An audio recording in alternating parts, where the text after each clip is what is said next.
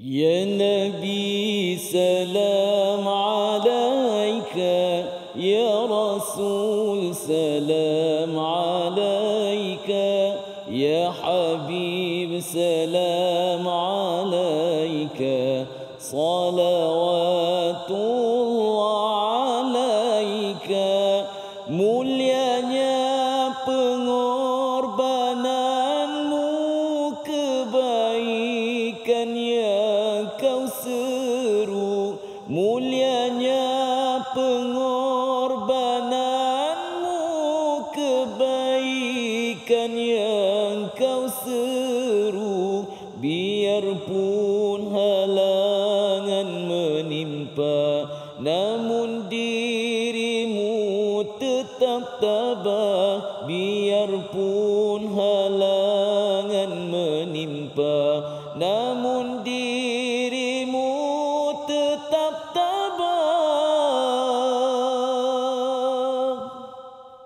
Muhammad Rasulullah, la ilaha illallah.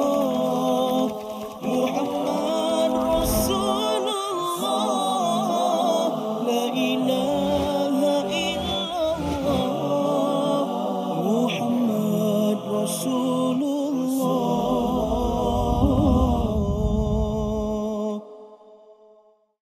Assalamualaikum warahmatullahi wabarakatuh. Alhamdulillahi rabbil alamin, wassalatu wassalamu ala asyrafil anbiya'i wal mursalin, sayyidina Muhammadin wa ala alihi wa ashabihi ajma'in, amma ba'd. Apa khabar tuan-puan, ibu ayah, para penonton yang dirahmati Allah sekalian? Mudah-mudahan kita semua berada dalam keadaan yang sihat sejahtera. Kita bertemu lagi dalam rancangan My Hadis Time Rasulullah Suri Teladan, yang mana dalam rancangan ini kita akan membicarakan hadis-hadis Nabi SAW serta pengajaran yang boleh kita amalkan dalam kehidupan harian kita. Seperti biasa, saya bersama dengan qari terkemuka kita. Yang ni tokoh apa kali ni kita nak cerita ni, tokoh antarabangsa dan juga antara planet kita. Yes, Ustaz Husaini, Dr. Husaini tu sebut. Amin. Amin, Dr. Husaini. Apa khabar Ustaz Husaini kita? Sihat, alhamdulillah. Dr. sihat Alhamdulillah, macam itulah keadaannya. Hari ni Ustaz Husaini kita awal sedikit hari ni kerana bacaan hadis mungkin agak panjang. Kerana kita masih lagi berada dalam tema buli. Dan tajuk ataupun topik kita pada hari ini adalah buli di tempat kerja. Baik. Ada juga orang kena buli kat tempat kerja Ada ramai. Okey. Baik, Ustaz Husaini, insya-Allah kita akan mulakan dengan bacaan hadis kita pada hari ini. Kita akan terus sahaja pada bacaan hadis kerana bacaan hadisnya agak panjang. Saya persilakan Ustaz Husaini untuk bacakan hadis. Terima kasih Al-Fadhil Dr. Sanusi. Tuan-puan yang dirahmati Allah, kita sama-sama nak melihat tema kita iaitu buli di tempat kerja. Fokus terus kepada hadis yang sangat panjang. Sama-sama kita menghayati, mendengar. Mudah-mudahan ianya memberi kesan kepada diri kita untuk kita sampaikan kepada orang lain, insya-Allah. An Salman Al-Farisi qala li Rasulullah sallallahu alaihi wasallam, katib ya Salman, fakatabtu sahibi ala 300 nakhlah أحييها له بالفقير وب40 أوقية. فقال رسول الله صلى الله عليه وسلم لأصحابه أعينوا أخاكم فأعانوني بالنخل، الرجل ب3 نودية، والرجل ب20، والرجل ب15، والرجل ب10، يعني الرجل بقدر ما عنده، حتى اجتمعت لي 300 ودية. فقال لي رسول الله صلى الله عليه وسلم اذهب يا سلمان ففقر لها، فإذا فرغت فأتني أكون أنا أضعها بيدي.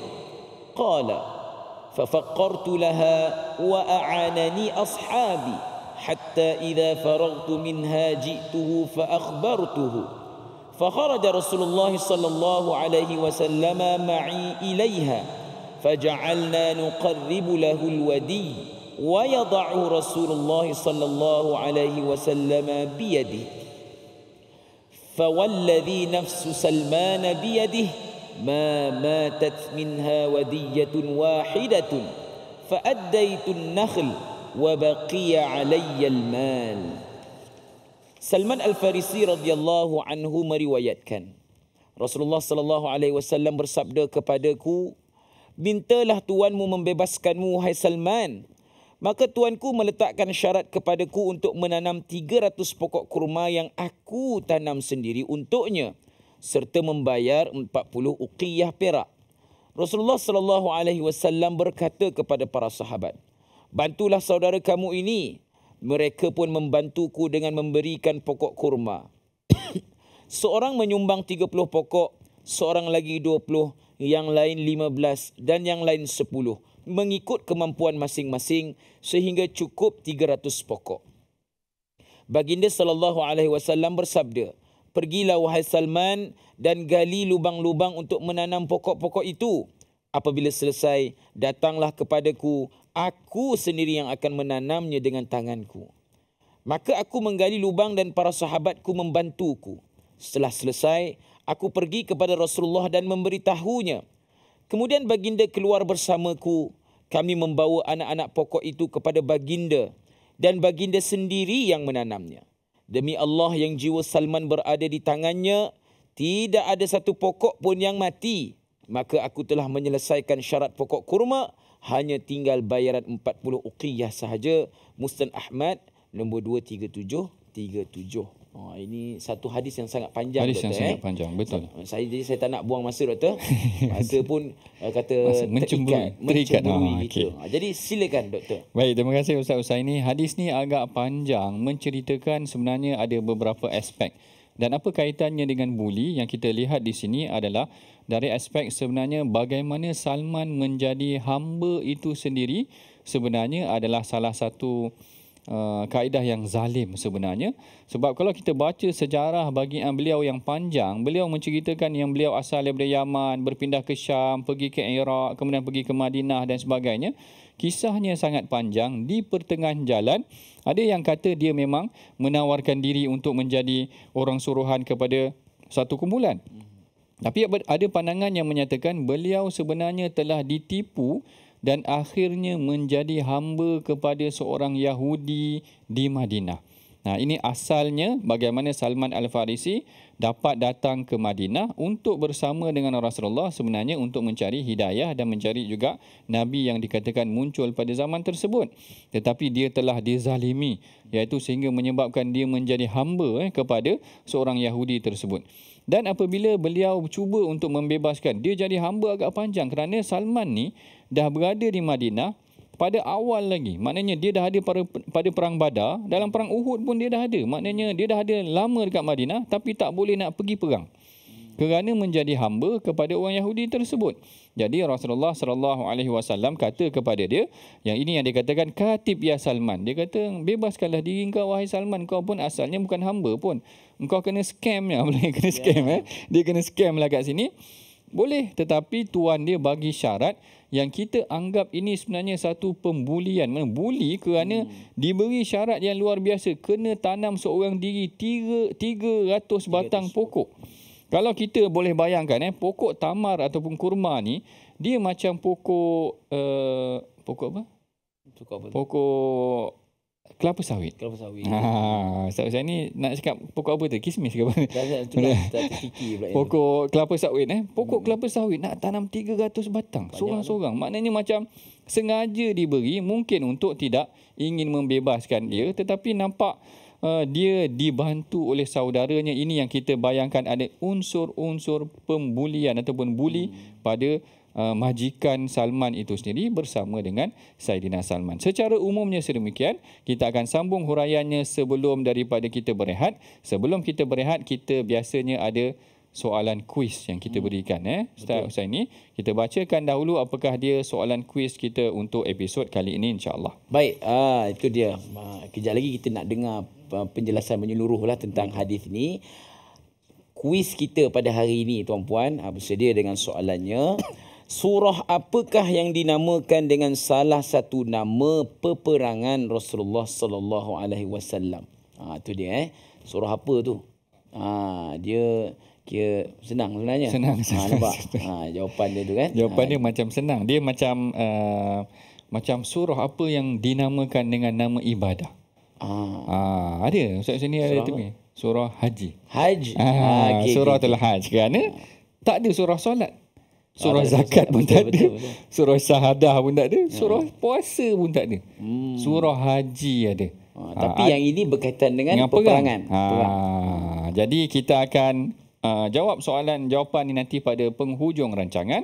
Kita berehat dahulu seketika. My Hadis Time, Rasulullah Suri Teladan. Muhammad Rasulullah.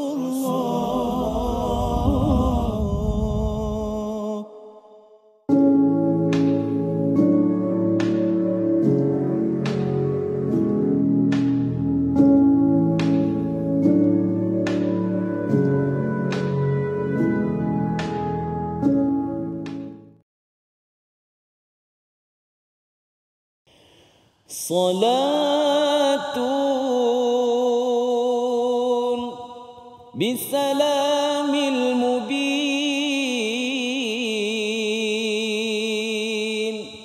لنقطة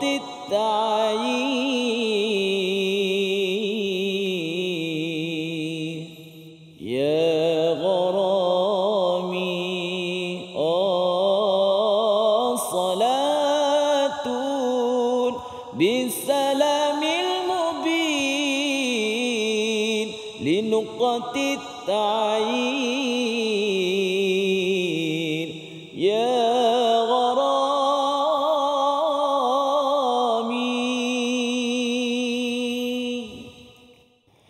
Allahumma salli ala Sayyidina Muhammad wa ala ali Sayyidina Muhammad. Alhamdulillah kita bertemu lagi dalam rancangan My Hadis Time Rasulullah Suri Teladan.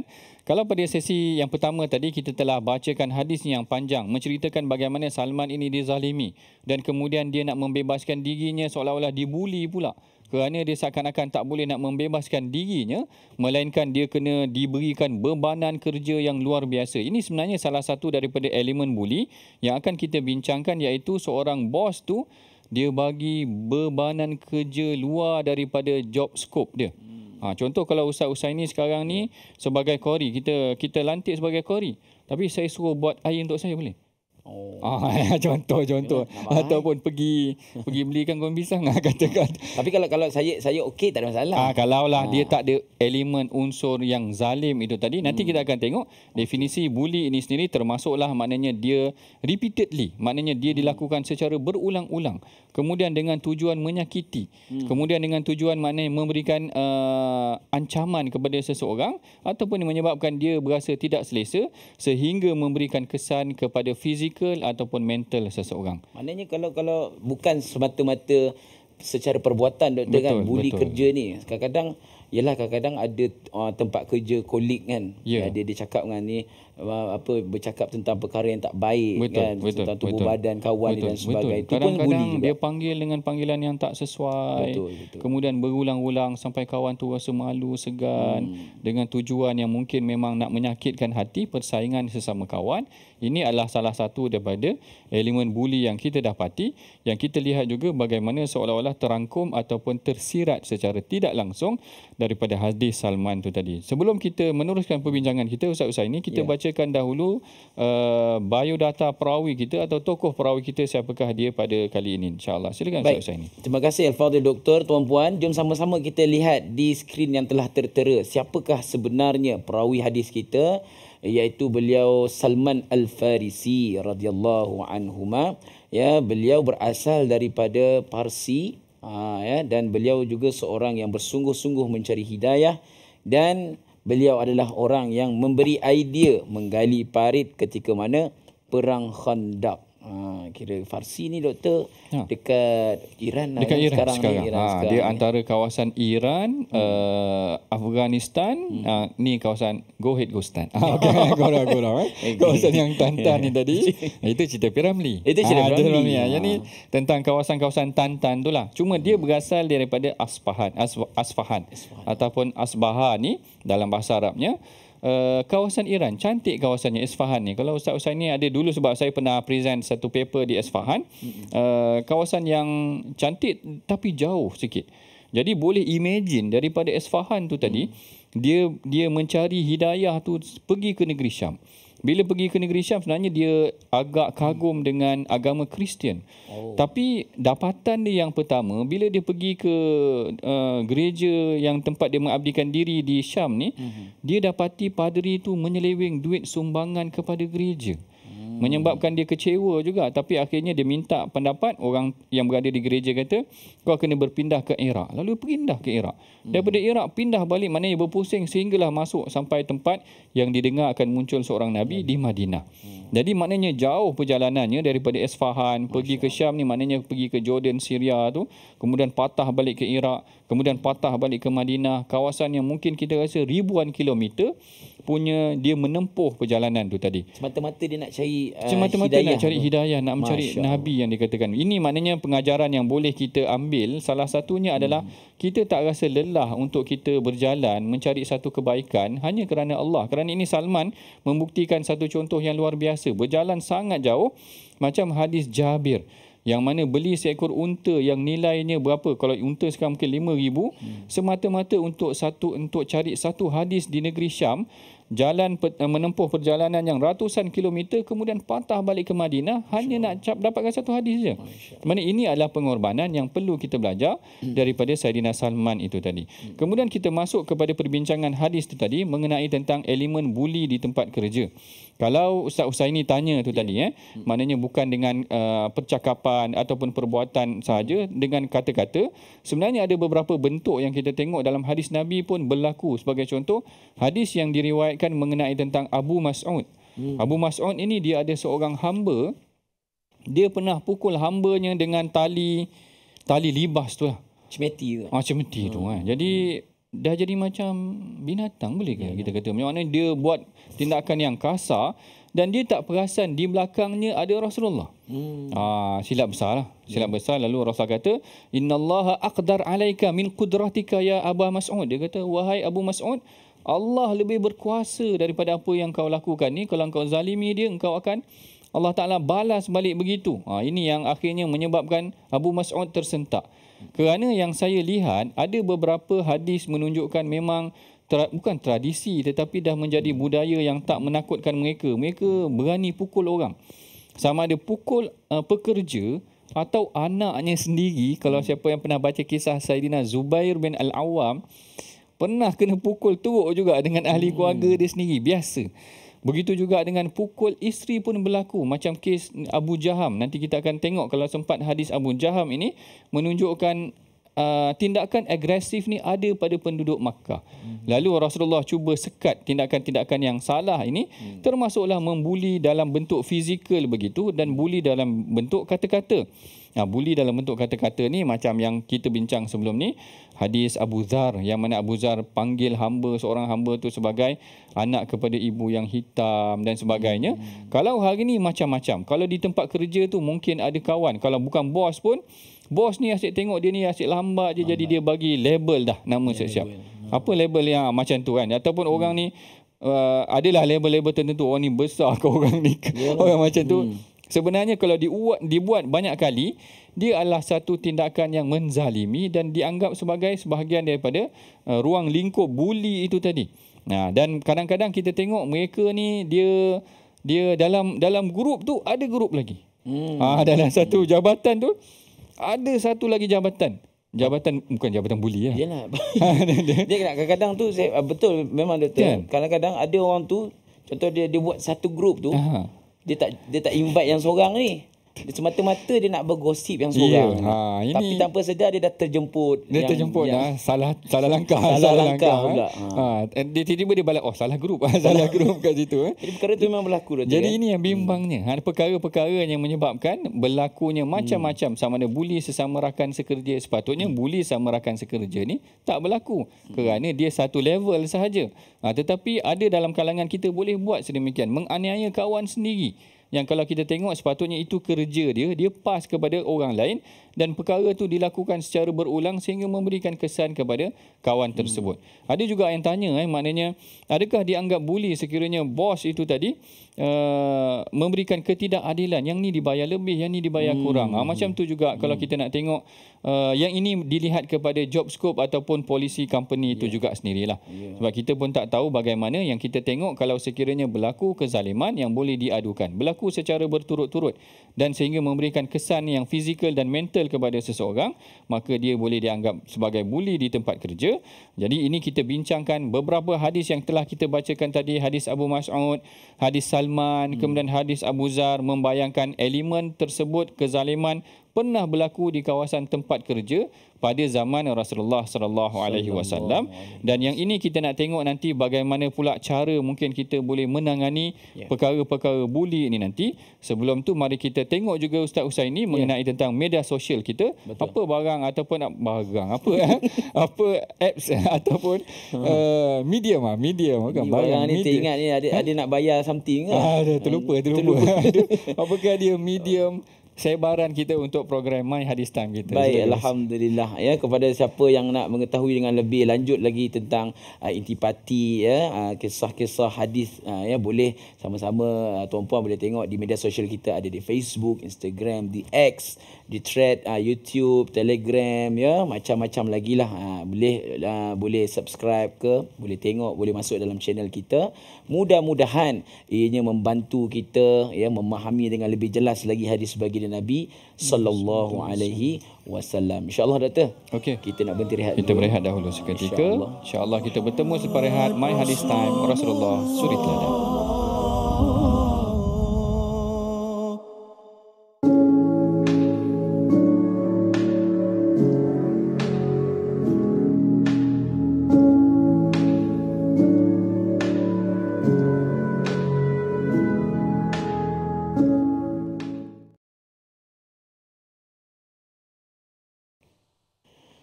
أياما جاءنا حقا النذير مغيثا مسبلا سبل الرشاد أياما جاءنا حقا النذير مغيثا مسبلا سبل الرشاد.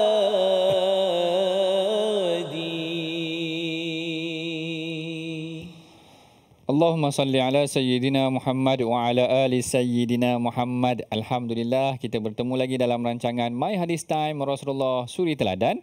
Dalam sesi yang kali ini kita akan bincangkan dua perkara, iaitu yang pertama mengenai tentang huraian terhadap hadis Salman yang kita bacakan tadi, dan yang keduanya mengenai tentang ulum hadis yang akan kita belajar pada hari ini.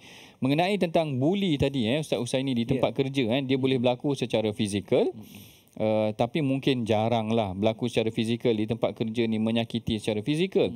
Tetapi secara buli lisan ni mungkin berlaku. Dia cakap, ataupun dia menyakiti, ataupun dia diam aja. Dia boikot diam ni pun menyakiti juga. Lama-lama orang pun tertekan dan stres. Jadi apakah langkah yang sebenarnya boleh kita ambil untuk kita menangani kes buli di tempat kerja ini? Yang pertama yang disebutkan oleh Dr. Alizi sendiri dalam kuliah beliau mengenai tentang pertama utamakan keselamatan diri kita dahulu. Kalau kita rasa kita konfront dengan pembuli akan menyebabkan lebih memberikan kesan negatif, maknanya lebih menyakiti kita, menyebabkan kita dipukul di luar ke, dizalimi di kemudian ke, orang pergi pancit tayar kita, boleh orang pancit tayar kita kat situ buli juga maknanya menyakiti begitu.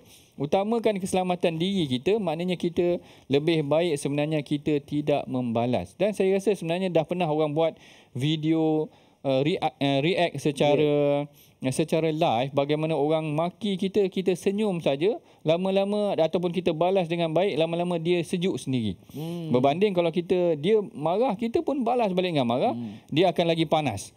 Kalau dia marah, kita senyap je lah. Tapi berapa lama kita boleh tahan berapa lama kita boleh tahan. Member tu pun angin juga. Angin juga kan. Ada sampai masa dia pun boleh angin juga kan. Jadi kat sini sebenarnya pertimbangannya melihat sejauh mana kita boleh mengutamakan keselamatan kita. Kalau dalam sirah Nabi, Rasulullah sebenarnya pernah berpesan kepada Sayyidina Abu Zar. Yang ini lebih jelas. Kerana Rasulullah perasan kalau kita isytiharkan keislaman pada zaman awal, kita akan lebih teruk dibuli, maknanya akan diseksa teruk kan. Mereka berturut-turut memang bertujuan menzalimi dan memang memberikan kesan kepada mereka. Akhirnya Rasulullah bagi amaran kepada Salman, bagi amaran kepada Abu Zar, jangan zahirkan keislaman engkau. Tetapi Abu Zar tak dengar cakap dalam kes ni. Abu Zar tak dengar cakap. Dia mengisytiharkan keislamannya sehingga dipukul oleh orang Mekah, sehinggalah Saidina Abbas yang peluk ataupun telangkup untuk selamatkan dia, kerana dia kata, apakah kamu membunuh seorang lelaki daripada Bani Ghifar? Kerana Abu Dhar Al-Ghifari, Bani Ghifar ni duduk di tengah laluan dagangan antara Mekah dengan Syam. Kalau kau kacau laluan, kalau kau bunuh dia, kita punya laluan dagangan tak selamat. Kabilah gangster. Kabilah dia pun gangster juga kan. Jadi dia orang pun tak berani. Sebab tu mungkin Abu Zar berani juga kan. Dia melawan balik. Tapi dari aspek keselamatan sangat berbahaya. Jadi tidak digalakkan juga di sini.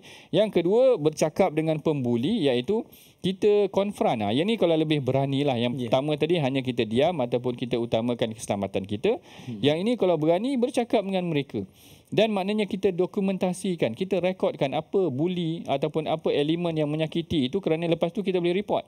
Yang ini lebih selamat ataupun yang ini lebih berani, kerana kalau kita menjawab, kadang-kadang dia pun tengok, boleh menjawab ni. Ingatkan tak boleh jawab. Kata macam tu kan. Ingatkan tak berani nak melawan. Rupanya melawan. Melawan, kadang-kadang kalau kita melawan, orang tak berani juga. Ada mungkin keadaannya sedemikian. Yang ketiganya, barulah kita filekan laporan ataupun beritahu pihak lain.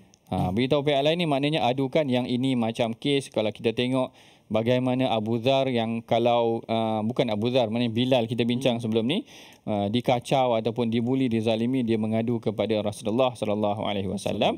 Dan yang keempat adalah menjaga penjagaan diri ataupun kendiri. Ini adalah maknanya kita menjarakkan diri kita ke, tidak melibatkan sangat ke, kerana menjaga sehinggalah satu tahap kalau kita boleh mendapat tempat yang lebih selamat, tempat kerja yang lain, maka itu adalah lebih baik. Ini adalah langkah-langkah cadangan yang dicadangkan mengenai tentang kes-kes pembulian yang berlaku di tempat kerja, dan bagaimana dia boleh berlaku pada zaman dahulu, begitu jugalah dia boleh berlaku pada zaman hari ini. Baik, kita masuk seterusnya pula kepada pengajian kita mengenai tentang ilmu hadis ataupun ulum hadis. Jadi Ustaz Husaini, apakah dia kita pada hari ini? Baik, terima kasih Al-Fadhil Dr. Sanusi. Hari ini kita nak belajar berkenaan tentang jenis-jenis hadis mutawatir. Mutawatir. Hari itu kita dah masuk sedikit hadis mutawatir ni apa, kan Doktor, kan? Ini kita nak tengok jenis-jenisnya pula. Yang pertama kita ada lafzi, kemudian kita ada maknawi, dan kemudian kita ada amali. Kemudian mutawatir lafzi ni apa dia? Hadis yang lafaz dan maknanya mencapai tahap mutawatir, yakni semua perawi meriwayatkannya dengan lafaz yang sama. Contoh dia macam mana? Man kadzdzaba alayya muta'ammidan falyatabawwa maq'adahu minan nar. Sesiapa yang sengaja berbohong dengan nama aku, maka dia telah menempah tempatnya di neraka. Kemudian kita lihat pada makna mutawatir, maknawi, hadis yang diriwayatkan dengan lafaz yang berbeza tetapi membawa makna yang sama. Contoh dia apa? Hadis-hadis tentang Dajjal, Isra' Mi'raj, azab kubur dan syafaat di akhirat.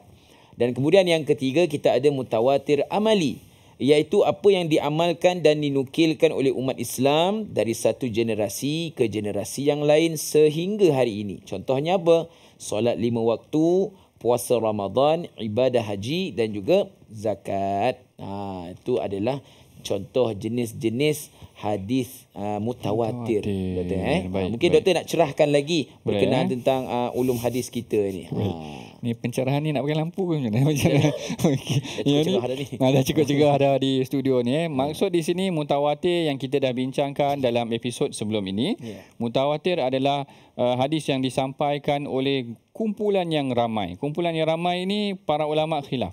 Sama ada 4 orang ke atas. Ada yang kata 4, ada yang kata 10, ada yang kata 12, ada yang kata 20, ada yang kata sehingga 40 orang.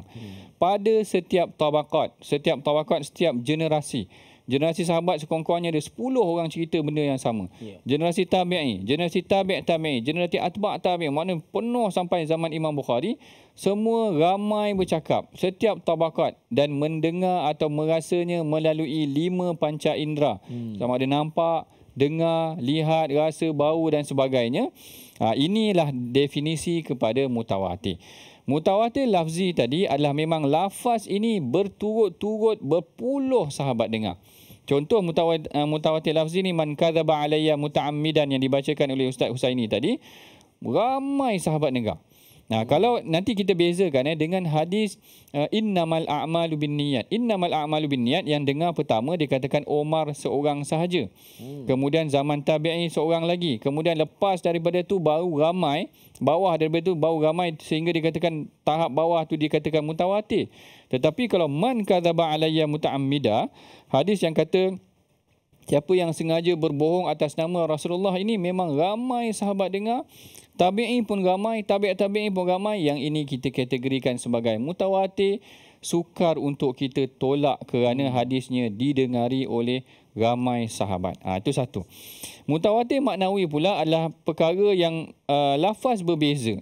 Sebagai contoh, sebenarnya kalau salah satu contoh yang sini tidak diletakkan, tetapi salah satu contoh yang mudah adalah bagaimana sahabat tengok Rasulullah berdoa, angkat tangan. Dia orang tengok Rasulullah berdoa dekat Arafah, angkat tangan. Dia orang tengok Rasulullah berdoa ketika peristiwa Ra'lin wa Zakwan, Rasulullah angkat tangan. Dia orang tengok Rasulullah berdoa ketika hari solat gerhana, Rasulullah angkat tangan. Jadi kaedahnya Rasulullah berdoa ada kalanya memang angkat tangan dan ramai sahabat menyaksikan. Yang ini kita katakan mutawatir maknawi. Muaz cakap macam ni, Rasulullah angkat tangan begini. Yang ni cakap begini, tapi yang pasti mereka kata Rasulullah angkat tangan ketika berdoa. Jadi mutawatir secara maknanya semua sama walaupun lafaznya berbeza. Satu lagi penambahan, biasanya kalau dalam kitab ulum hadis ada dua sahaja, mutawatir lafzi dan mutawatir maknawi. Tetapi yang ini yang ditambah oleh guru kami, Syekhana, iaitu Dr. Abu Laith dalam kitabnya Ulum Al-Hadis. Yang ini adalah profesor di UIA. Dia, kalau tak silap saya, dia yang meletakkan kategori yang baru ini, iaitu mutawatir amali. Iaitu secara amalannya mereka lihat memang macam inilah Rasulullah sujud. Memang macam inilah Rasulullah berwuduk dan sebagainya. Jadi memang berturut-turut dilakukan sedemikian dan dibuat. Sebab kadang-kadang kalau kita tengok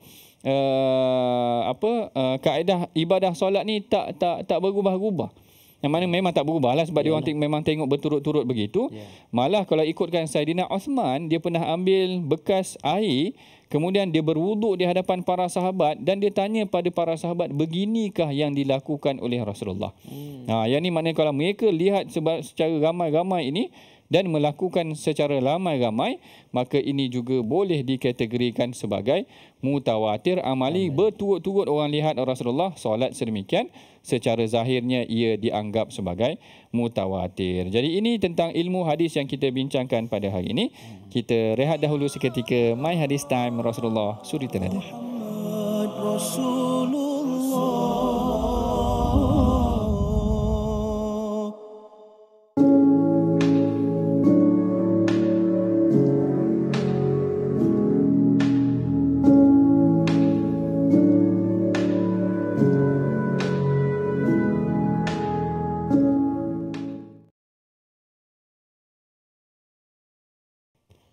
أعوذ بالله من الشيطان الرجيم.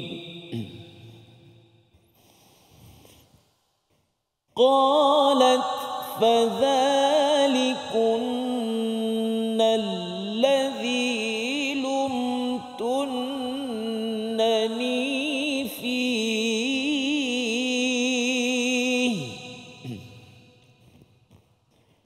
ولقد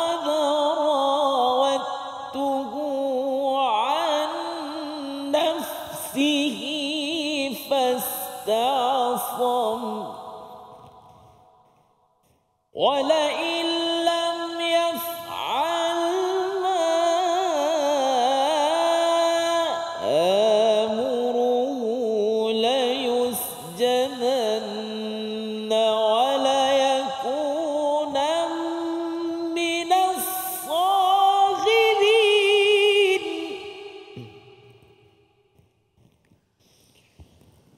قال رب السجن أحب إلي مما يدعونني إليه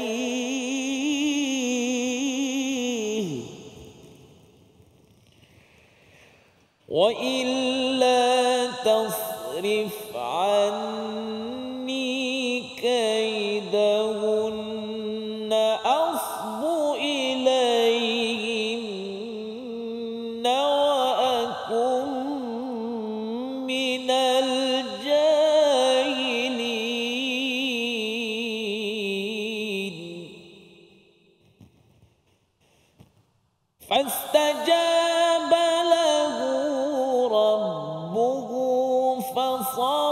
عنه كيدهن إنه هو السميع العليم.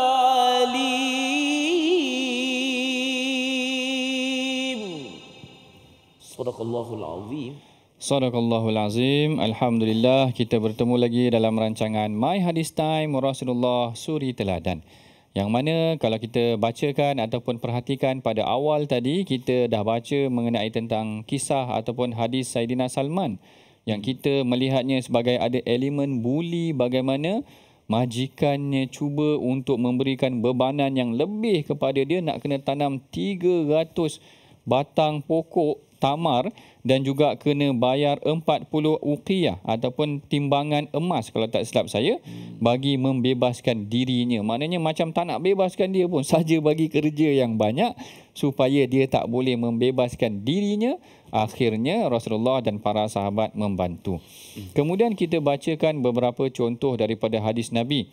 Hadis Abu Mas'ud yang memukul pekerjanya.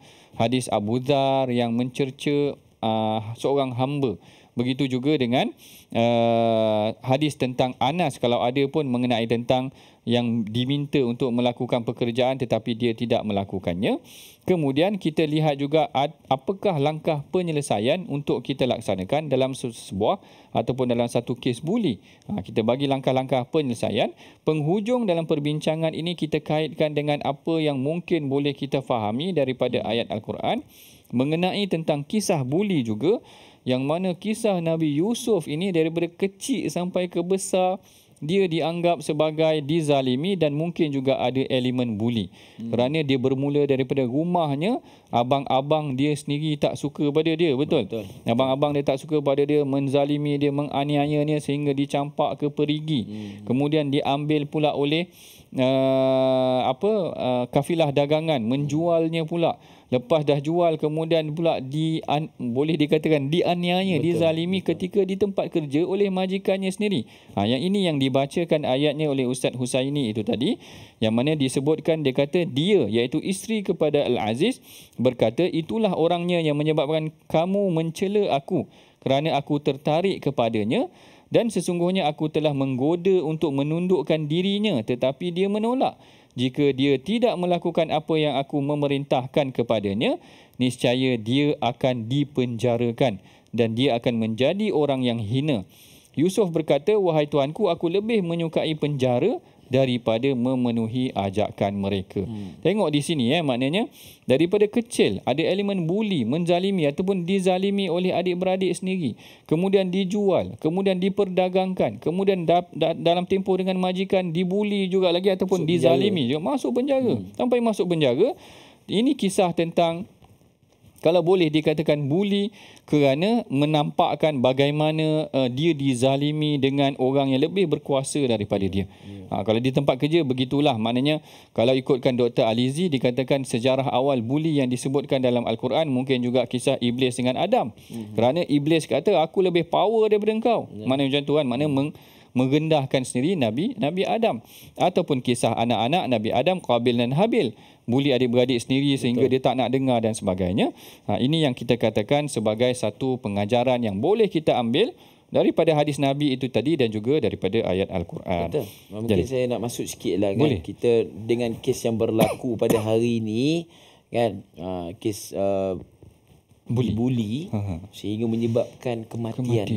Allah. Ini kita dapat berita kan, ada anak budak form 2 rasanya kan, dia bawanya pisau Rambo, saya baca itu kan, pisau Rambo yang dia punya mata dia punya mata depan tu memang tajam, bergigi lah kan. Jadi punca-punca begini yang saya dengar tu, dia ni yang bunuh suspek ni dia dibuli oleh kawan-kawannya, dan kemudian dia pun ada masalah sakit dan sebagainya, dan menyebabkan dia bertindak luar daripada apa yang kita jangka. Ini pun bahaya itu yang kita bimbang tu, mana kesan buli itu sendiri bukan sekadar memberikan kesan fizikal kepada mangsa, tetapi mangsa pula akan menjadi pemangsa.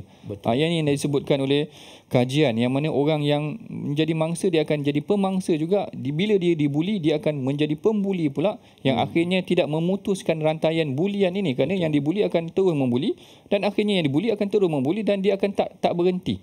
Jadi kita kena sekat perkara kerosakan ini dengan menghentikan kejadian yang zalim ini yang dilakukan oleh manusia ataupun kawan-kawan kita, ataupun kita nasihatkan kepada mereka. Dan sebelum kita akhiri, perbincangan kita telah sampai ke penghujung perbincangannya. Sebelum kita terlupa, awal tadi kita ada bagi soalan teka-teki. Teka-teki. Teka-teki. Jadi mungkin Ustaz ni boleh berkongsi apakah jawapannya mengenai teka-teki kita? Baik, terima kasih Fadil Doktor. Kita nak lihat balik soalan kita, iaitu surah apakah yang dinamakan dengan salah satu nama peperangan Rasulullah sallallahu alaihi wasallam. Jadi apa jawapannya? Jawapannya adalah Suratul Ahzab. Suratul Ahzab ni surah apa? Perang apa? Perang Ahzab. Perang Ahzab. Perang Ahzab. Betul perang tak? Betul. Perang Ahzab juga dikenali sebagai perang Khandaq. Saya takut salah. Betul. Perang Khandaq juga yang idea dia daripada siapa? Idenya daripada Salman. Ah. Sebab tu kita bawa juga surah ini kerana dia saling berkaitan. Dia ada tips-tips dia juga. Nanti kita buat kuis lepas ni, apa soalan-soalan soalan video soalan tu mengenai tentang yang ini adalah Salman, cadangan daripada Salman setelah kalau kita tengok dia tidak dapat menyertai perang Badar, tak dapat menyertai perang Uhud walaupun dia dah berada di Madinah. Akhirnya bila dia masuk ke perang Khandaq ataupun Ahzab, dia memberikan satu cadangan yang sangat luar biasa, iaitu dengan menggali parit itu satu strategi yang tidak disangka oleh Quraisy. Quraisy bila sampai terkejut, ada parit, tak pernah tengok ada parit pula. Tiba-tiba ada parit dekat Madinah, dan Rasulullah pun tak buli para sahabat. Kalau dalam gali parit tu dikatakan Rasulullah Jabir terdengar Rasulullah punya bunyi geseran batu. Rasulullah ikat batu pada perut baginda. Mana kalau dia nak buli, dia kata engkau ajalah buat, aku boleh duduk dekat mana. Ini Rasulullah turun padang. Rasulullah sendiri turun padang. Tidaklah berlaku elemen kalau nak buli para sahabat itu sendiri. Begitulah dia perbincangan kita pada hari ini, tuan-puan. Mudah-mudahan ada sedikit pengajaran yang boleh kita amalkan sepanjang pengajian hadis kita pada hari ini. Kita tangguhkan dahulu pengajian kita dengan bacaan Al-Quran, bacaan doa yang akan dibimbing oleh Ustaz Husaini kita. Silakan Ustaz. Baik, terima kasih Al-Fadil Doktor. Jom tuan-tuan dan puan kita membaca doa. Mudah-mudahan Allah izinkan kita tanamkan minat kita mendengar hadis baginda Nabi sallallahu alaihi wasallam. Sama-sama kita sampaikan kepada ahli keluarga kita dan sahabat-sahabat kita yang lain. Bismillahirrahmanirrahim. Alhamdulillah rabbil alamin, wassalatu wassalamu ala asyrafil anbiya'i wal mursalin wa ala alihi wa sahbihi ajma'in. Allahumma inna na'udzubika min jahdil bala wa darqil syiqa wa su'il qada wa syamatatil a'da. Ya Allah, tanamkanlah sifat cinta dan kasih kami kepada baginda Nabi sallallahu alaihi wasallam. Ya Allah, jadikanlah kami mengikut apa sunnah yang telah dianjurkan oleh Nabi. Ya Allah, ya Allah, jadikanlah sunnah baginda Nabi tetap melekat di dalam hati kami dan kami luahkan melalui perbuatan kami ini. Ya Allah, ya Allah, pertemukanlah, himpunkanlah kami bersama dengan Nabi sallallahu alaihi wasallam, para aulia dan syuhada. Mudah-mudahan bertemunya kami dalam syurga Allah Subhanahu wa taala. Rabbana atina fid dunya hasanah wa fil akhirati hasanah wa qina adzaban nar. Sallallahu alaihi wasallam Muhammad wa ala alihi washabbihi wasallam. Walhamdulillahirabbil alamin. Amin ya rabbal alamin. Mudah-mudahan Allah Taala mengakbulkan dosa kita insya-Allah. Baik, hari ini juga kita menyeru kepada tuan-puan semua agar sama-sama membantu kita dalam melaksanakan program pengajian hadis dan juga Al-Quran kita dengan sumbangan kepada tabung gerakan Al-Quran. Jadi apa yang tuan-puan sumbangkan pada tabung gerakan Al-Quran ini bukan sekadar membantu kita menjalankan aktiviti, melaksanakan aktiviti pengajian kita, malah juga akan menjadi aset yang paling berharga buat tuan-puan. Mudah-mudahan menjadi amal jariah yang berkekalan sehingga hari kiamat, menjadi aset yang tuan-puan akan bawa di sisi Allah Subhanahu Wa Taala nanti pada hari kiamat. Jadi insya-Allah tuan-puan, jangan lupa kita sama-sama menyumbang ke arah gerakan pendidikan Al-Quran dan hadis kita. Mudah-mudahan Allah Taala merahmati kita semua sehingga kita bertemu lagi dalam episod akan datang. Assalamualaikum warahmatullahi wabarakatuh.